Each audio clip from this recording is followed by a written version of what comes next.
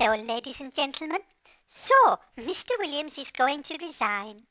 Is this because he is losing his argument over the Anglican Covenant? Oh, shame.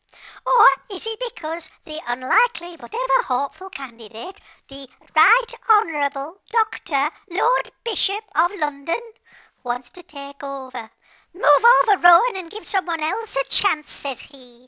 What does he mean, a chance? A chance to do what, I ask? To be the biggest boss that ever bossed the world around. Whilst we're on about candidates, heaven forbid that Sentimo should be given the office.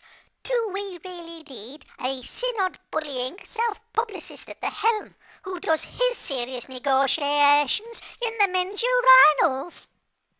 Mr. Williams' love of the comfy intellectual life is probably the real draw away from loathsome Lambeth Palace. He will be well shot of the inner sanctum, the people of jealousy and fear that haunt the neatly clipped gardens and the corridors of that fetid palace.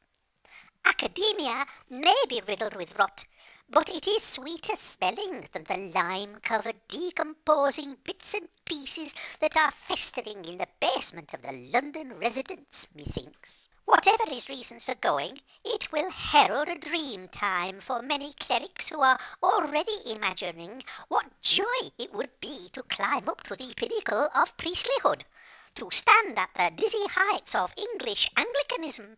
Sadly, their avarice will blind them to the fact that these same dizzy heights are battered by fierce biting winds that can tear a man from his very feet. They will be blinded to the dangers that will be all around them there. Loose masonry will easily give way and send them crashing below if they lean too heavily in any particular direction.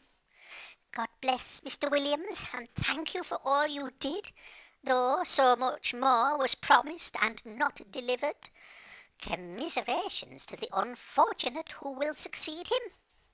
Mr. Williams has tried, somewhat erratically and quite unsuccessfully, to steer the ship of English Anglicanism away from the clashing rocks of liberalism and evangelical madness, and the next man will have a hard job of it too.